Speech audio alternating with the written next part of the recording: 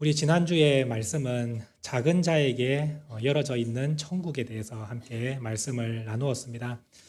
작은 자라는 사람이 어떤 사람이었습니까? 이 작은 자는 어린 아이와 같은 사람이었습니다. 어린 아이와 같은 사람은 하나님만 의지하며 하나님의 은혜만이 있어야만 제가 살아갑니다라는 진정한 의지, 하나님만 붙드는 사람, 그 사람이 어린아이와 같은 사람이었고, 자기 자신을 낮추고 자기를 자랑하는 것이 아니라 오히려 하나님을 높이며 하나님의 영광을 나타내는 사람, 그리고 하나님의 말씀에 순종하는 사람이 어린아이와 같은 사람이었고, 그 사람이 작은 자이며 천국이 열어져 있는 자다. 이렇게 우리가 함께 말씀을 나누었습니다. 자, 오늘 말씀은 지난주 말씀과 완전히 반대되는 말씀이라 할 수 있겠습니다. 큰 자에게는 닫혀져 있는 천국이라는 제목으로 제가 말씀을 나누고자 하는데, 이 큰 자라는 것은 당연히 작은 자와 반대되는 것입니다.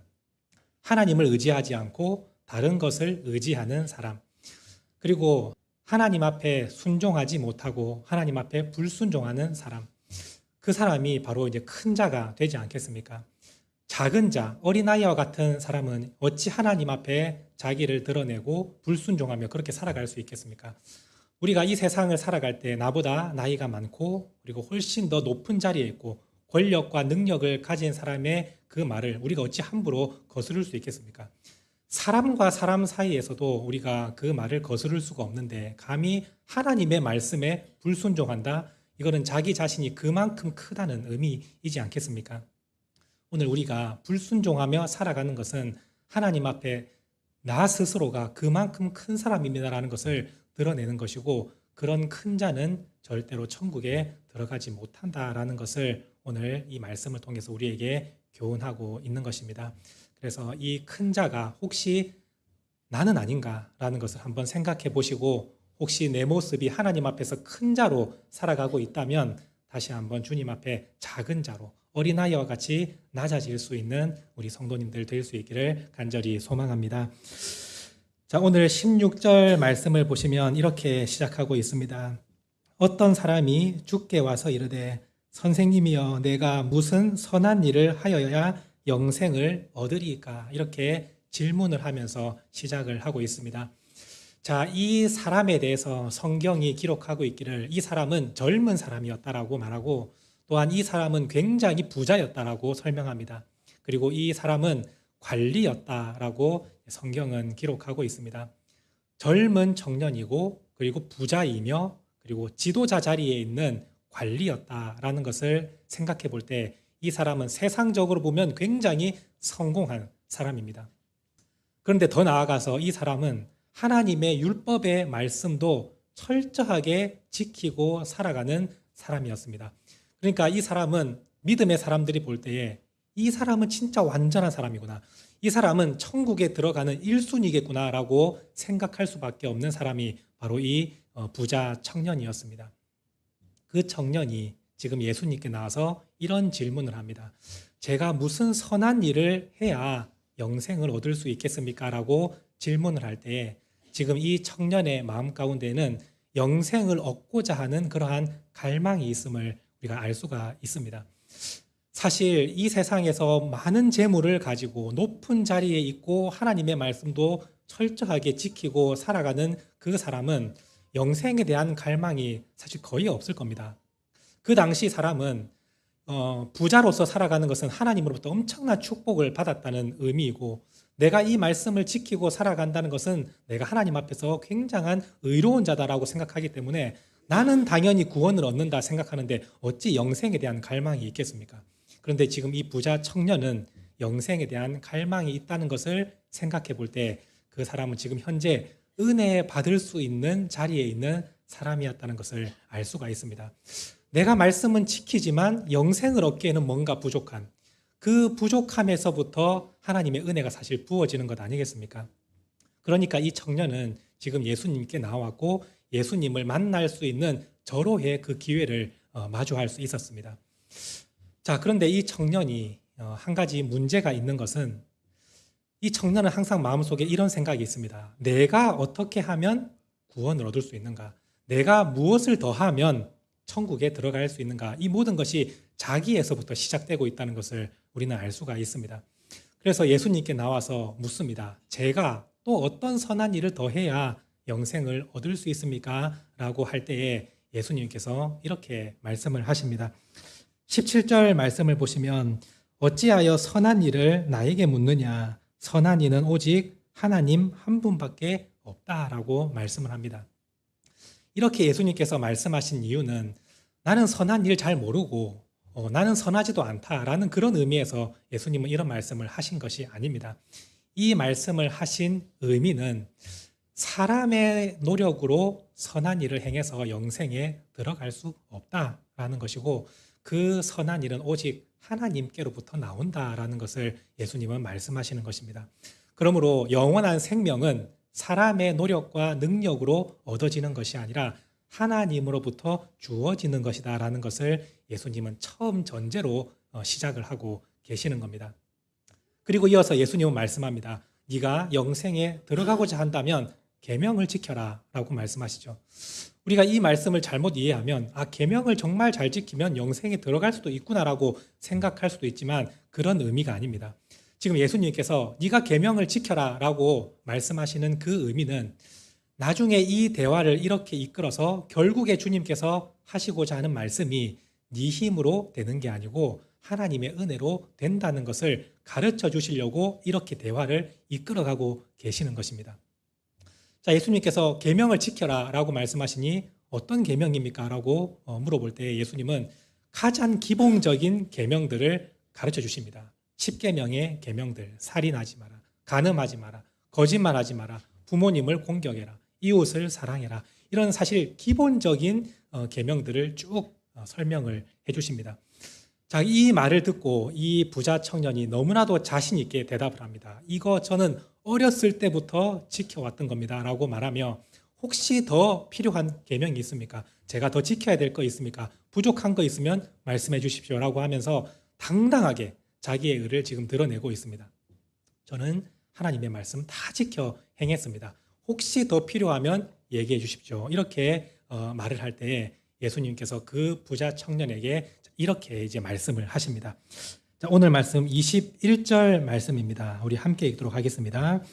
예수께서 이르시되 내가 운전하고자 할진대 가서 내 소유를 팔아 가난한 자들에게 주라. 그리하면 하늘에서 보화가 내게 있으리라. 그리고 와서 나를 따르라 하시니. 자, 우리가 이 말씀을 들으면 거의 대부분 모든 분들이 마음이 좀 무거워지고 힘들어지시죠. 혹시나 하나님께서 나에게도 재산을 다 팔아서 믿음 생활을 해라 이렇게 말씀하실까 봐 마음이 막 두려운 분들도 많이 계실 겁니다. 그런데 예수님께서 이 부자 청년에게 네 재산을 다 팔고 나를 따르라 라고 하신 것은 진짜 영생을 얻는 길을 예수님께서 제시해 주신다라는 것을 여러분들이 기억하시면 좋을 것 같습니다. 자, 왜 예수님께서 이 부자 청년에게 네 재산의 절반만 팔아라 하시든지 아니면 네 이웃의 많은 사람을 좀 도와주며 살아라 라고 하시지 않고 그 재산 전부를 다 팔아라 라고 말씀을 하셨습니까? 거기에는 이유가 있는 것입니다. 사실 이 부자 청년은 재물이 많았고 그 재물을 가지고 이웃의 많은 어려운 사람들을 도와주며 살았습니다.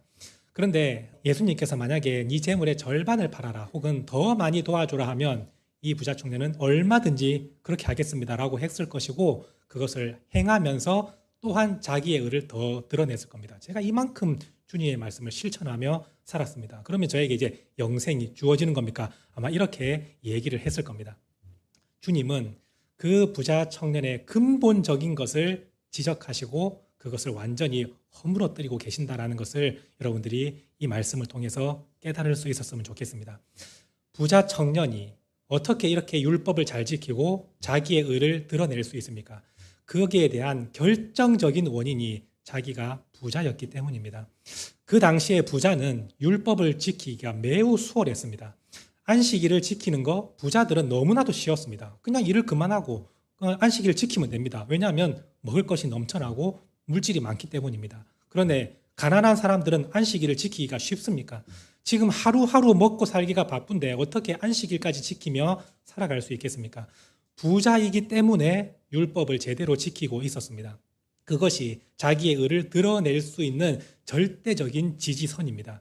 그래서 주님은 네 재산 한번 다 팔아봐. 네가 재산을 다 팔고도 율법을 제대로 지킬 수 있는지 너 한번 봐봐 라고 말할 때 이 부자 청년 마음에는 뜨끔한 마음이 있었을 겁니다. 내가 이 재산을 다 잃어버리고 저 가난한 사람처럼 똑같이 되면 나도 역시 율법을 지키지 못하고 저렇게 죄인처럼 살아가야 되는데 내가 이 재산을 어떻게 팔 수가 있는가라는 마음이 들었을 것이고, 그 마음 가운데 자기도 모르게 하나님보다 재산을 더 의지하고 사랑하는 마음까지 그 안에 가득 차 있음을 주님은 그것을 지적하고 계시는 것입니다. 재산을 다 팔지 않으면 끝까지 자기의 의를 드러낼 것입니다. 왜냐하면 자기는 율법을 지키고 있으니까. 그런데 부자였기 때문에 율법을 지키는 것이지, 그 부자의 자리에서 내려오는 순간 이 사람도 자기의 의를 절대로 드러내지 못하는 죄인의 자리로 내려갈 수밖에 없는 것입니다. 주님은 그것을 허물어뜨리기 위해서 네 재산을 다 팔고 그리고 은혜를 주시는 그 예수님의 십자가를 의지하도록 나를 따라오라 라고 말씀하신 것입니다. 이것이 사실 하나님께서 주시는 구원의 길 아니겠습니까? 내가 죄인임을 알고 나는 내 의를 드러낼 수 없는 자격 없는 사람임을 스스로 깨닫고 주님의 은혜만이 필요하다, 이것을 진정으로 깨달을 때 그때에서야 영생이 주어지는 것 아니겠습니까? 주님은 이 부자 청년에게 바로 그 사실을 깨닫게 해주신 것이지, 오늘 우리에게 다 재산 팔고 가진 거 다 내버리고 주님을 따라야 된다, 그 말씀을 하시는 것이 아니라는 겁니다. 오늘 여러분들의 마음 가운데 저는 부족하고 저는 죄인이고 저는 구원받을 자격이 없는 존재입니다라는 그 사실을 정확하게 인지하고 계시고, 그리고 그래서 주님의 은혜만이 필요하며 주님께서 주시는 그 영원한 생명을 저는 거저 얻습니다라는 마음이 있으면 그곳으로 여러분 모든 사람에게 영생이 주어진다는 것입니다. 여러분들이 재산을 굳이 팔지 않으셔도 여러분들에게 주님의 영생이 주어진다는 겁니다. 그것이 은혜로 주어지는 바로 하나님 나라의 선물인 것입니다. 그런데 우리 마음 가운데 이런 은혜가 사라져 있고, 그리고 하나님만 의지하는 것이 아니라 내가 다른 것을 의지하고 있다면 그것이 우리 안에 우상으로 자리를 잡고 있는 것입니다. 지금 이 부자 청년은 재물이 우상이 되어 있습니다. 하나님보다 재물을 더 사랑하고 하나님께서 그 재물을 한번 내려놔봐라 말씀하실 때 불순종하고 있지 않습니까? 도저히 그것만은 안 됩니다. 다른 거는 제가 할 수 있어도 재산을 내려놓으란 말씀은 하지 마십시오. 이게 불순종 아니겠습니까? 근데 우리 마음에도 혹시나 그런 마음이 있다면 우리도 지금 내 안에 엄청나게 커다란 우상이 자리 잡고 있다는 것을 우리는 빨리 깨달아야 할 것입니다. 재산뿐만이 아니라 우리가 가지고 있는 어떠한 직장과 사업장, 그리고 내가 원하는 어떤 성공적인 삶, 목표, 이 모든 것이 하나님보다 더 소중하게 여기고 하나님보다 더 사랑하고 있다면 그것이 우상이 되는 것입니다. 내가 사랑하는 자녀, 그 자녀가 하나님보다 더 소중하다? 그러면 그것이 우리 안에 이미 우상으로 자리 잡고 있는 것입니다. 그럴 때에는 절대로 하나님 나라에 들어갈 수 없습니다. 하나님보다 더 사랑하는 우상을 붙들고 있는데 어떻게 하나님의 나라에 들어가며 주님이 베풀어 주시는 그 영생을 우리가 받을 수가 있겠습니까? 그래서 그 모든 것들을 내려놓을 때 진정으로 우리는 영생을 선물로 받게 되는 것입니다. 아브라함이 100세에 낳은 그 사랑스러운 독자 이삭을 품에 안고 있을 때 하나님께서 말씀하시지 않습니까? 네가 사랑하는 그 독자 이삭을 나를 위해서 번제로 바쳐봐라 라고 주님께서 명령하실 때 아브라함은 그 말씀에 순종하였습니다. 하나님이 더 저에게는 소중합니다. 저에게 이 하나밖에 없는 그 아들보다 하나님의 말씀이 더 우선합니다 라는 그 신앙 고백이 아브라함에게 있었지 않습니까? 그것이 참된 믿음이라는 것입니다. 오늘 우리 가운데 재물이든 자녀든 성공이든 직장이든 무엇이든 간에 하나님보다 내가 더 사랑하고 거기에 더 마음을 쏟고 있다. 그러면 우리는 빨리 그 마음을 다시 한번 하나님께로 돌이키며 하나님께 집중할 수 있어야 합니다. 그때에 비로소 우리에게 영원한 생명이 주어진다는 사실을 기억하시고 오늘 우리가 이런 부자 청년처럼 나를 드러내는 그러한 의로움이 있고 또한 내가 가진 것을 바탕으로 내가 나를 자랑하고 내가 이 정도니까 하나님께서 나를 사랑하시겠지 이러한 마음을 가지고 있다면 그 모든 것들을 내려놓으시고 그리고 내 마음 깊이 살펴보셔서 하나님보다 더 사랑하는 것이 있다면 그 모든 우상을 다 철저히 깨어 부수고 허물어뜨리고 주님 앞에 다시 설 수 있는 믿음의 성도들이 될 수 있기를 원합니다. 예수님은 그 부자 청년이 근심하며 돌아가는 모습을 보고 이렇게 말씀을 하십니다. 23절에서 24절 말씀입니다. 함께 읽도록 하겠습니다. 예수께서 제자들에게 이르시되 내가 진실로 너희에게 이르노니 부자는 천국에 들어가기가 어려우니라. 다시 너희에게 말하노니 낙타가 바늘기로 들어가는 것이 부자가 하나님의 나라에 들어가는 것보다 쉬우니라 하시니, 우리가 이 말씀을 듣고 나서 예수님의 말씀을 보니까 이건 너무나도 당연한 말씀 아니겠습니까? 자기가 더 큰 자로 되어 있고 자기의 의를 드러내고 그 마음 가운데 하나님보다 더 사랑하는 우상을 마음에 품고 있는데 어찌 하나님의 나라에 들어갈 수 있겠습니까? 그것은 낙타가 바늘길을 통과하는 것보다 훨씬 더 어려운 일이 당연한 것 아니겠습니까? 사실 이 낙타가 바늘길을 통과한다는 이 문장에 신학적으로 여러 가지 의견들이 많습니다. 그런데 사실 생각해 보면 이게 뭐 특별히 논쟁할 거리도 없는 것입니다. 낙타라는 것은 그 당시에 이스라엘 땅에서 가장 큰 동물이 낙타이고, 사실 구멍을 따져볼 때 가장 작은 구멍이 바늘 구멍 아니겠습니까? 그래서 예수님은 정말 비유로서 이렇게 말씀하시는 겁니다. 낙타가 바늘 구멍에 들어가는 것이 얼마나 불가능한 일이지 않겠냐. 그만큼 이러한 부자, 자기의 의를 드러내는 사람, 자기의 의로 천국을 가려고 하는 사람, 그리고 자기 마음에 우상이 있는 사람, 그 사람도 이와 똑같다라고 말씀하시는 것은 뭐 특별한 논쟁이 될 것이 없을 것입니다. 그만큼 자기 의로 천국에 들어가는 것은 불가능하다는 것을 예수님은 말씀하고 계십니다.